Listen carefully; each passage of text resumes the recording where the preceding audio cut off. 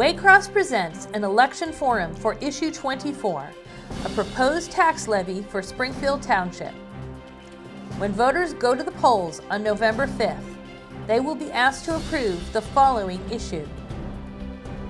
Issue 24, an additional tax for the benefit of Township of Springfield for the purpose of maintaining firefighting and emergency medical services that the county auditor estimates will collect $3,437,000 annually at a rate not exceeding 3.5 mils for each $1 of taxable value, which amounts to $123 for each $100,000 of the county auditor's appraised value, for a continuing period of time, commencing in 2024, first due in calendar year 2025.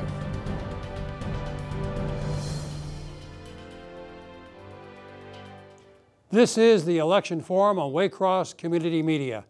I'm your host, Kurt Radel, Government Programming Coordinator of Waycross Community Media. A couple things we want to bring up. Voting is Tuesday, November 5th. Early voting starts October 8th.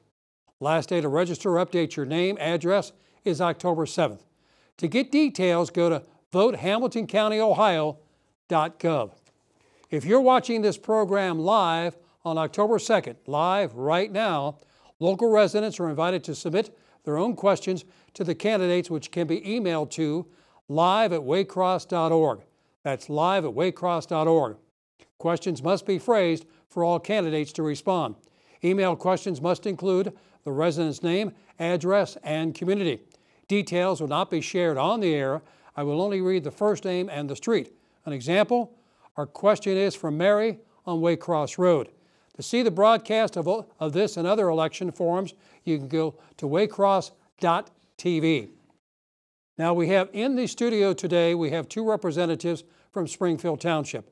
We have the Director of Safety Services, Mr. Rick Bly, and the Springfield Township Fire Chief, Randy Miller.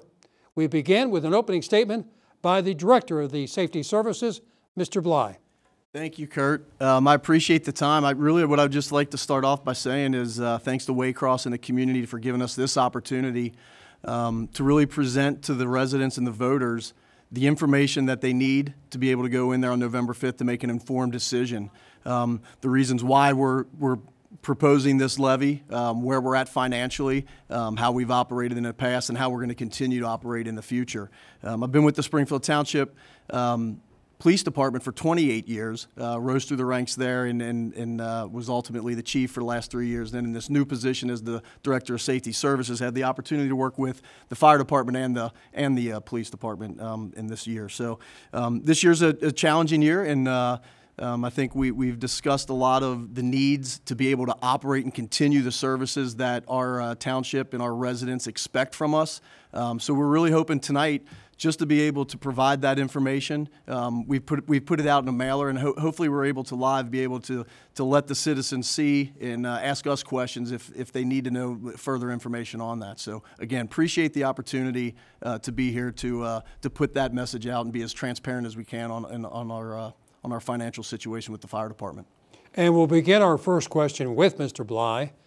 What is the Springfield Township Fire EMS levy all about? So really, it pays for the operations and the services of the firefighters and your EMS services that you receive. The last time that we ran a levy was in 2020, and that levy was really designed to last us 5 years through 2025, and it's going to do that. I think there's some reasons and challenges that we're faced with currently that we said, hey, we want to put it on this year, just to make sure that we're able to continue that service through 2025. Some of those challenges that we have is just to be able to do it in 2024 for 25, is so those costs don't rise and they don't get higher than they are. So the challenges that we are faced with are really a lot with our equipment and our apparatus, which is a high dollar thing. Unfortunately, government isn't immune to the cost of living and everything going up. You know, the things that we have to purchase to be able to continue to provide that service, unfortunately, in the last couple of years has risen significantly. So in order for us to continue that service that our residents expect, we want to make sure that they're aware of why we're doing it at this time. And it's really just to make sure, like I said, that those costs don't get even higher in the next years. Some of this equipment that we have to purchase, we were fortunate enough with the fire department when we formed 28 years ago. We inherited a lot of equipment from the volunteer fire departments of New Burlington and Northern Hills Fire Department.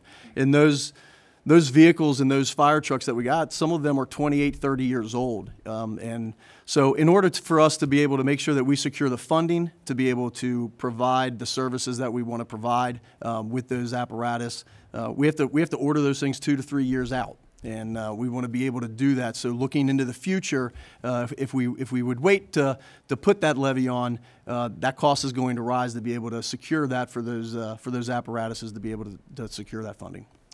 Chief Miller, what does the fire department, as of now, provide in terms of services? Well, we provide many different services. Obviously, our normal EMS and fire protection services. The demand for service has greatly increased over the years for many different reasons. But besides the 911 and EMS and public safety or the fire service we provide, we have education, we have community paramedicine programs, inspection programs, and things like that. So we offer a lot of a variety of obviously emergency type of service, but also on that non-emergency basis as well. What would be a non-emergency type of example or two? As far as our fire safety education programs, for example, our open house is coming up this Saturday for Fire Prevention Month, which is in October. So that's one of the non-emergency type education programs that we provide to the community. Mr. Bly, you were talking about when your last levy was up there. So you had a levy in 2020 and was expected to last 5 years. Again, if you can dig a little deeper as to why that levy is needed now. Yeah, so I think when we do our projections, and we do a very conservative projection on what we think that the millage of those levies are going to bring in. And when we passed that in 2020, we anticipated with our projections that, hey, it was going to get us through 2025. And we really believe it still will. But when we're looking into the future and the challenges that we're facing, we don't want to be stuck in 2025 having to run that levy at that time, then waiting to be able to order the equipment that we need. Like I said before, sometimes that takes, so a fire truck, for example, that if we're going to order it now, is going to be 24 to 36 months before we can get that into operation where we can use that. So instead of waiting until 25 to keep those costs down, to be able to order those trucks, to be able to order those equipments, and then that's what we're trying to do. We're trying to plan ahead so we're not stuck at the end of the day at 3 years saying, okay, what are we going to do? And we're not going to have that equipment to be able to provide that service. It's unfortunate because a lot of the times this year, and the fire chief can attest to it, some of those pieces of equipment that we have are out of service. That's too long of a time, and it's unacceptable for us and for our citizens to have that. And then the repairs to those vehicles and those massive trucks that they have. Sometimes we're getting to the point now where is it beneficial to be putting that much money into those repairs instead of just purchasing a new truck. So that's where we're at. Every time we go to fix something, we're looking at that, like how long is that vehicle going to last? And unfortunately, when we're talking about just equipment, we're talking $1 million pieces of equipment. We were able to order a fire truck this year, which is kind of consolidating a couple different uses, a rescue truck and a pump and an engine to a pumper. So it's called a rescue pumper, and that's just about $800,000 just to purchase that. So we know moving into the future, to be able to get the apparatus that we need, we're looking at probably 2 more vehicles, 2 more trucks that are probably going to be right around $1 million a piece.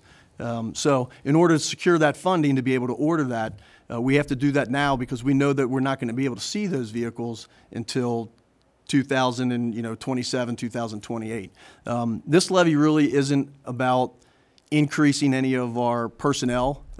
We've been operating with the same personnel for a long period of time with the fire department, and those increases or calls for service, we like to put it out there with our community is that the Springfield Township Fire Department, they're the third busiest fire department in Hamilton County. You know, they respond to over 6,500 runs in 2023 to be able to do that. And quite frankly, when you look at the number of personnel that we have 37 full-time firefighter paramedics.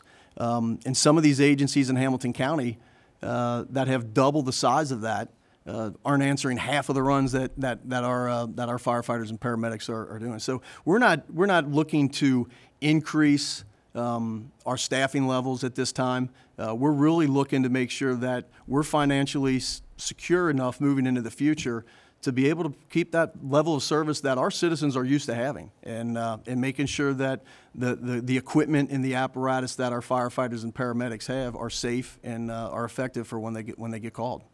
Chief, Mr. Bly talked about the equipment, but that's only part of what it costs to run a fire department. What about outfitting the firefighters? Yeah, actually that is obviously an extremely important part of our job. That unfortunately has gone up. You know, in 2017, for example, outfitting a firefighter was roughly around $2,500. Now to do that same outfitting the firefighter is about $5,000 to $6,000 for a lot of that same equipment, and that doesn't even include the self-containing breathing apparatus that we carry on the on their backs, and as far as that we need to go into those hazardous environments. So, yeah, it has doubled and almost tripled in some of those cases.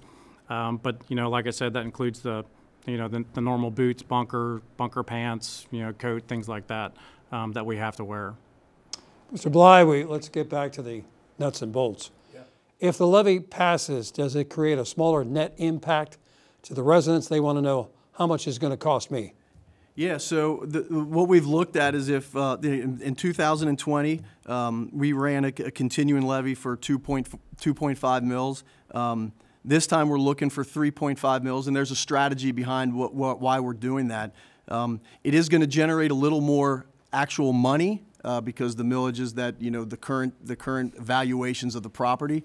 So we knew that, but we also in 2022 our residents passed a levy that expires, and we always have to renew that levy.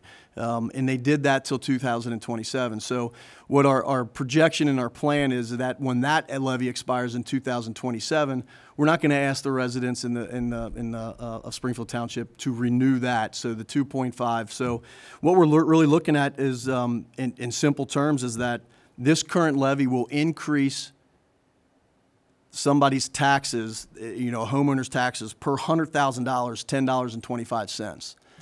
But in 2027, when that other temporary levy expires, that will decrease down to $7.33 a month per $100,000 evaluation. So that's really the nuts and bolts of the money of what's going to be coming out. So you're looking at around, if my math is good, around $18 a month? Yes. Between the two? Yes. Chief, we talked about a little bit about the fire runs. We heard some numbers here, but have you seen a large increase in these fire runs and EMS calls, and if so, why? Yes, we have. Obviously, over the years, as Mr. Bly said, last year we made roughly 6,500 runs, details, and that includes EMS and fire details. And it's a variety of reasons. On the EMS side of things, it could be, we are a bedroom community, so we have an aging population as well. So the increase in heart attacks, strokes, just accidents in general. Not just auto accidents, but falls, traumatic type incidents and things like that have obviously increased and provide our service as well. On the fire end, we are getting called for many more things. Fortunately, the amount of fires that we have, the major amount of fires that we have has decreased. And that's based because of the fire education we provide throughout the year, code enforcement, building codes, and things like that. But the number of fire details that we go on have also increased, and that's just for emergency and non-emergency type details as well. What are some of the things that we normally would not think the fire department would go and respond to maybe 5 years ago, and you're responding now? Well, unfortunately, we are here for the community, so we obviously go on many more details than the fire departments are called for many more things than we used to. We are getting called now for hazardous material incidents, water rescue incidents, gasoline spills, gas leaks and things like that. That years and years ago we really didn't get called for. But we're also getting called for, those general emergency to properties and those smoke detector incidents, things like that. So that is one reason why the fire details have increased throughout the year. Now, you mentioned how many, again, do you have on the fire department? How many in terms of personnel? We have 38 full-time personnel and roughly 45 part-time personnel. With that being said, if the levy should fail, what is the impact of that? So the impact is huge. We're going to have to figure out how are we not going to be able to, what apparatus are we not going to be able to staff? Is it going to be an engine? Is it going to be a rescue pumper? Is it going to be the ladder truck that we're not going to be able to staff every single day? Because maybe we won't have that piece of equipment, or maybe we're not going to be able to keep the number of employees that we have there. So our primary focus, fortunately with the community that we have, is our EMS side of it. So I think we would probably have to reevaluate on what service that we can provide, and how many of those pieces of equipment can we staff to be able to provide the community for when that emergency happens. You talked about being number 3 in the county, but when you compare to other fire departments within the county, where are you in terms of runs and also of cost, expenses along those lines? So, we compete. That's a great question, because we compete with a lot of different jurisdictions. I think one of the things that we talk about when we're trying to determine the costs of a fire department is that in order for us to keep the level of employees that we have to be competitive with the other departments. We're not the richest community in Springfield Township, but we're not the poorest either. And we've had great support from our communities in the past on what we're doing. We pride ourselves on what the chief just said, is providing that service of whatever our community needs, that we're going to go out there and help them. And that changes. Police and fire both, those needs change as the community changes of what types of runs and what types of services you're going to provide, and that's what they're paying us for, and they're paying us to provide that service. So, yeah, I think we're about right in the middle. We're like I said, we're not the richest community and we're not the poorest community, but we're fortunate that we have a culture at Springfield Township of a kind of the hospitality mentality, that we're going to serve our community, and we have a lot of employees that take that to heart. And work really hard at every day that they come in. If the levy should fail, Chief, obviously there was some alluding to the fact you may have to lay off some people, but also you have attrition. But still, if a levy should fail, it would have an impact in trying to help you in recruitment. Is that correct? That's correct. As Director Bly was talking about, some of our aging equipment that we have. We have 3 trucks that are currently in service that we acquired from the volunteer departments before we consolidated in 1996. So having that not up-to-date equipment for our firefighters becomes obviously a safety issue as well. So it becomes a safety issue if the levy should fail. With that being said, it's now time, Mr. Bly, for your 2-minute closing statement. Okay, Kurt, I really appreciate it. I think what I really would like to say is just, thank you for giving us this opportunity to present this information. I encourage all of our residents to make sure that they contact us with any questions that they have. They're going to see a lot of information on our webpage. They'll see information on our monthly township meetings on the second Tuesday of the month with what this issue means to not just the Springfield Township Fire Department, but to the community, like you brought up. So, what I really want is to make sure that we do provide that information to them, so they make the decision. That if they're happy with the service that they're receiving from the township, and if they don't know what that service is, to make sure that they contact us. Stop up at the fire department so we can show them, how we operate, and be as transparent as we possibly can. If they have questions on how the finances operate, we have our finance department and our administrators there that can walk them through that process. So, again, I just really appreciate you guys creating the forum for us to be able to spread that message and allow the residents to have that information for November 5th. Director of Safety Services, Mr. Rick Bly, Township Fire Chief Randy Miller, thank you for being on our panel. To see this broadcast or other election forums, you You can go to waycross.tv. Again, voting is Tuesday, November the 5th. Early voting starts on October the 8th. The last day to register or update your name or address is October 7th. To get full details, you can go to votehamiltoncountyohio.gov. You see it right there on our screen. That's votehamiltoncountyohio.gov. I'm Kurt Radel, Government Programming Coordinator at Waycross Community Media. Thank you for watching and good evening. Waycross takes no positions on candidates or issues. We conduct these forums so that our viewers may be better informed voters for the November 5th election.